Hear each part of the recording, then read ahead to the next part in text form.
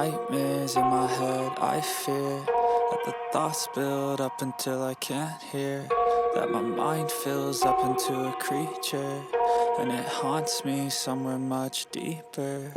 Anxiety, filling up every space, no privacy, and silently, it could build and build until you... Salam sejahtera Malaysia, denyut nadi suara rakyat bergema di channel ini.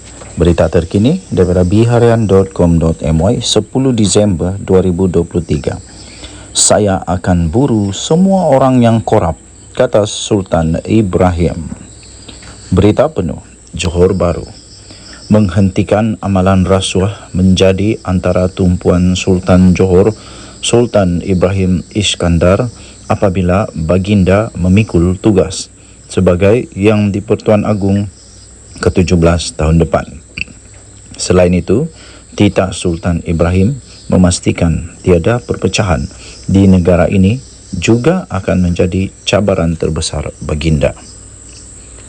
Bagi baginda, kerajaan yang stabil haruslah konsisten dengan dasar mampan yang diperlukan untuk memperbaiki ekonomi negara, dan punca utama ketidakstabilan politik negara dicetuskan perengus atau golongan tertentu yang telah kalah dalam pilihan raya. Baginda bertitah ramai menyumbang ratusan juta sebelum pilihan raya. Bagaimana anda membayar mereka kembali? Adakah dengan memberi mereka projek mega? Itu tidak akan berlaku apabila saya menjadi Yang di-Pertuan Agong. Sayang sekali siapa yang meminta anda memberi sumbangan politik. Daripada moyang saya, kami adalah pemburu yang hebat. Saya akan pastikan apabila saya pergi memburu, saya membawa balik hasil yang bagus. Tetapi apabila saya di Kuala Lumpur nanti, ia adalah hutan konkret. Jadi apa yang saya buru? Saya akan memburu semua orang yang korup. Saya akan pastikan saya membawa hasil buru orang korup. Titah baginda dalam temu bual eksklusif bersama The Straits Times Singapura. Sultan Ibrahim turut mencadangkan supaya Suruhanjaya Pencegahan Rasuah Malaysia SPRM melaporkan terus kepada Yang di-Pertuan Agong, bukannya kepada Parlimen seperti sekarang. Baginda bertitah jika SPRM datang kepada Agong, bermakna anda tidak berada di bawah pengaruh mana-mana pihak eksklusif. Petronas pun tidak sepatutnya berada di bawah Parlimen. Lapor terus kepada saya, titah baginda. Sultan Ibrahim turut mencadangkan supaya perlantikan kehakiman mesti diasingkan daripada badan eksekutif bagi memastikan badan kehakiman negara benar-benar bebas. Baginda bertitah hakim dilantik oleh Raja atas nasihat Perdana Menteri selepas panel pelantikan mengesyorkan calon berkenaan. Kami raja-raja hanya mendapat senarai itu dari pejabat Perdana Menteri semasa Majlis Raja-Raja bersidang. Mengapa anda tidak menyenaraikan nama-nama calon yang layak kepada kami sebelum anda melantik? Kami raja-raja bukan rubber stamp, titah baginda.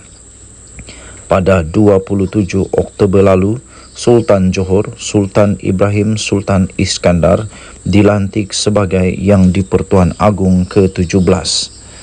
Penyimpan mohor besar Raja-Raja Tan Sri Syed Daniel Syed Ahmad dilaporkan berkata pelantikan baginda selama 5 tahun itu berkuat kuasa 31 Januari 2024.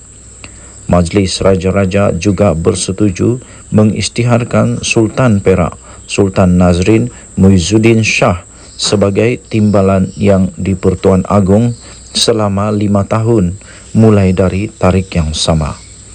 Sultan Ibrahim menggantikan Al-Sultan Abdullah Riayatuddin Al-Mustafa Billah Shah dari Pahang yang berkhidmat sebagai Yang di-Pertuan Agong ke-16. Baginda menaiki takhta sebagai Yang di-Pertuan Agong selama 5 tahun bermula 31 Januari 2019. Denyut nadi Suara Rakyat bergema di channel ini. Jangan lupa tekan butang subscribe, like dan share. Malaysia kita punya. Cintai Malaysiaku. Kita jaga kita. Kita jumpa lagi. Selamat pagi Malaysia. Bye-bye.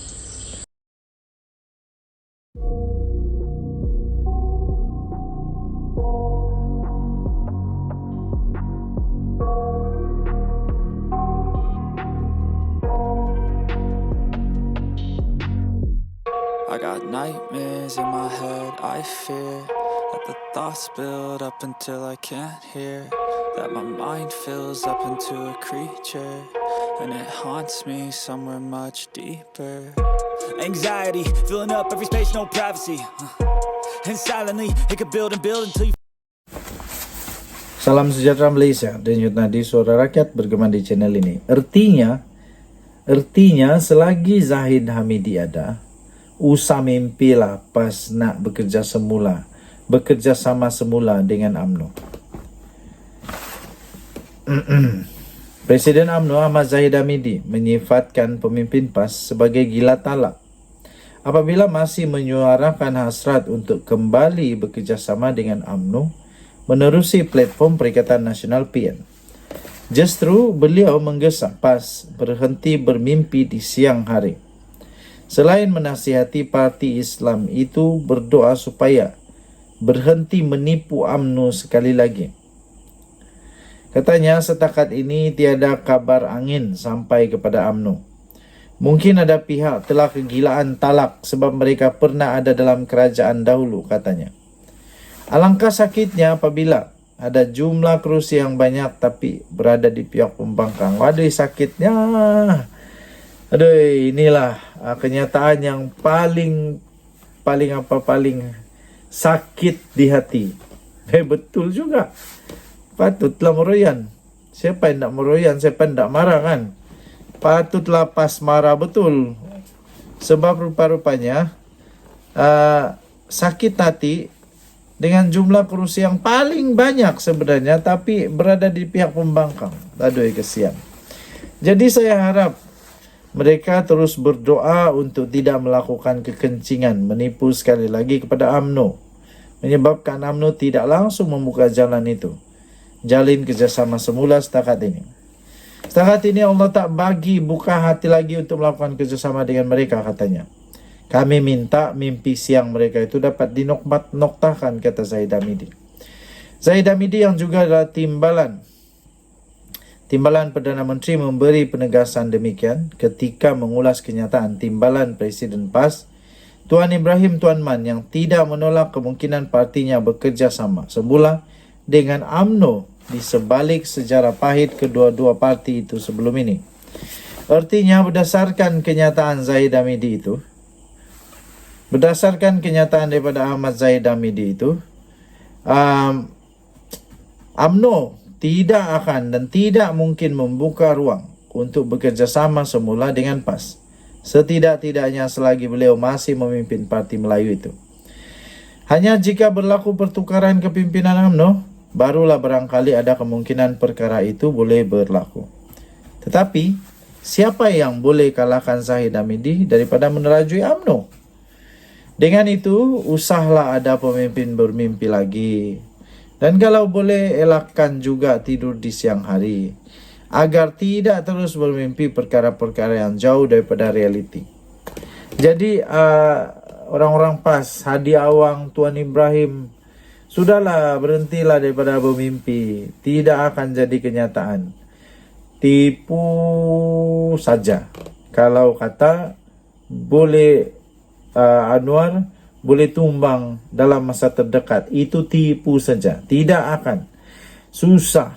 Mungkin ya boleh tumbang tapi bukan masa terdekat inilah. Bukan. Ya, bukan. Kerana UMNO pun sudah mengeluarkan kenyataan bahwa mereka bersetuju supaya semua MP dan semua ADUN tetap memberikan sokongan, tak berbelah bagi kepada Anwar Ibrahim. Jadi apa yang pelik lagi? Makin meroyan, makin keluar. Makin meroyan, makin ada keluar daripada Perikatan Nasional untuk sokong Anwar Ibrahim. Apapun alasan yang kamu beri, alasan itu hanya alasan semata-mata. Sebab yang penting adalah tindakan menyokong Anwar itu mendapat manfaat kepada rakyat. Itu paling penting. Denyut nadi suara rakyat bergema di channel ini. Bye-bye. Salam sejahtera Malaysia. Denyut nadi suara rakyat bergema di channel ini. Hari ini, 9 hari bulan Disember 2023, masih tidak ada pengganti Salahuddin, petanda ada rambakan kabinet. 15 November 2023, Malaysia Gazette. Allahyarham Datuk Seri Salahuddin Ayub, bekas Menteri Perdagangan Dalam Negeri dan Kos Sara Hidup KBDN, meninggal dunia pada 29 Julai yang lalu. Kerusi beliau bagi Parlimen dan Dewan Undangan Negeri telah pun diisi melalui pilihan raya kecil yang telah diadakan pada 9 September yang lalu. Bagaimanapun, jawatan untuk menteri yang ditinggalkan oleh Allahyarham di KPDN telah kosong hampir 4 bulan. Perdana Menteri Datuk Seri Anwar Ibrahim telah mengumumkan pemangku jawatan tersebut iaitu Menteri di Jabatan Perdana Menteri, Hal Ehwal Sabah Sarawak dan tugas-tugas khas, iaitu Datuk Armizan Muhammad Ali pada 30 Julai yang lalu. Pada tarikh tersebut, Anwar turut mengumumkan pengganti Salahuddin akan dibuat selepas pilihan raya diadakan di 6 negeri dan ia telah diadakan pada 12 Ogos yang lalu. Kini telah lebih 2 bulan telah berlalu sejak PRN diadakan. Namun pengganti bagi jawatan menteri dan kementerian yang penting kepada rakyat itu masih belum diumumkan. Okey, jadi ini pada berapa hari bulan ini? Ini 15 November. Sekarang sudah Disember, jadi sudah lebih 2 bulan jugalah, belum sampai 3 bulan. Perdana Menteri dalam sidang media Perdana Menteri dalam sidang Dewan Rakyat, bukan sidang media. Perdana Menteri dalam sidang Dewan Rakyat pada 18 Oktober yang lalu dengan hanya menjawab, "Tunggu bila ada calon," kata beliau. Apabila ditanya siapa yang akan mengisi kekosongan jawatan untuk Menteri KPDN. Semalam ahli parlimen sekali lagi menggesa supaya kekosongan jawatan tersebut dibuat dengan segera. Ini selepas mengambil kira pengurusan perbelanjaan peruntukan yang diterima oleh kementerian terbabit selain berbagai isu kos sara hidup yang melibatkan rakyat. Katanya kementerian ini tak perlu menunggu masa terlalu lama. Sudah lebih 4 bulan bekas menteri penuhnya tidak dapat lagi diisi. Sampai bila kita nak menunggu ketika mana kita sedang menguruskan perbelanjaan 1.88 bilion untuk kementerian ini, kata beliau. Kemudian beliau menambah, saya menyarankan supaya Perdana Menteri tidak menunggu lebih lama untuk melantik Menteri KPDN. Jangan tunggu lama, kata ahli Parlimen Sikh Ahmad Tarmizi Sulaiman dari PN ketika sesi perbahasan Belanjawan 2024 bagi kementerian itu di Dewan Rakyat. Bagaimanapun, bagi pemerhati politik Mujibu Abdur Muiz, terdapat 2 faktor mengapa Perdana Menteri masih belum melantik pengganti Salahuddin. Pertama, menurut fellow kursi institusi Raja-Raja Melayu Universiti Teknologi Mara UiTM itu, terdapat kemungkinan Anwar mahu membuat rombakan kabinet yang tidak hanya melibatkan jawatan tersebut saja. Mungkin kerana kalau jawatan menteri itu diisi sekarang, memandangkan ada pertimbangan rombakan kabinet, kalau nak isi sekarang akan ada rombakan lain. Baik sekali jalan semua, katanya. Faktor kedua yang dilihat pemangku menteri iaitu Armizan menjalankan tanggungjawab dengan baik. Walaupun tak nampak perubahan sangat, tapi dia tidak menimbulkan apa-apa isu panas, katanya. Menu Rahmah masih berjalan, tidak ada harga barang yang begitu menekan. Walaupun saya rasa jawatan ini perlu diisi dengan segera, katanya kepada Malaysia Gazette. Beliau turut menolak andaian bahawa Perdana Menteri menunggu Parti Amanah melantik timbalan Presiden yang baru, iaitu jawatan yang dipegang oleh Salahuddin sebelum ini. Mujibu berkata terdapat beberapa ahli Parlimen Amanah yang layak untuk menggantikan Salahuddin sebagai Menteri KPDN tanpa perlu menjadi timbalan Presiden. Ini antaranya adalah bekas Ketua Menteri Melaka yang juga ahli Parlimen Alor Gajah, Adli Zahari yang kini menjawat jawatan timbalan Menteri Pertahanan. Turut dilihat berkebolehan adalah ahli Parlimen Kuala Selangor, Datuk Seri Dr. Zulkifli Ahmad yang merupakan bekas Menteri Kesihatan. Malah, ahli Parlimen Pulai, Suhaizan Kayat, yang mengisi kekosongan kerusi yang ditinggalkan Salahuddin di kawasan itu juga boleh dilantik ke jawatan tersebut. Beliau menegaskan Perdana Menteri mempunyai hak dan keistimewaan sepenuhnya untuk melantik siapapun sebagai anggota Kabinet. Apa yang penting jelasnya Kabinet masih berfungsi seperti yang berlaku dalam pentadbiran sebelum ini, di mana jawatan timbalan Perdana Menteri dibiarkan kosong, sebaliknya diwujudkan beberapa jawatan Menteri Kanan.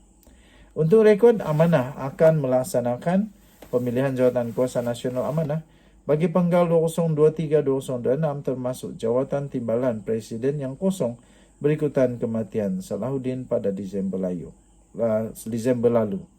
Daripada Malaysia Gazette, dengan nadi suara rakyat bergema di channel ini. Jangan lupa tekan butang subscribe, like dan share. Malaysia kita punya, cinta Malaysia, kita jaga kita.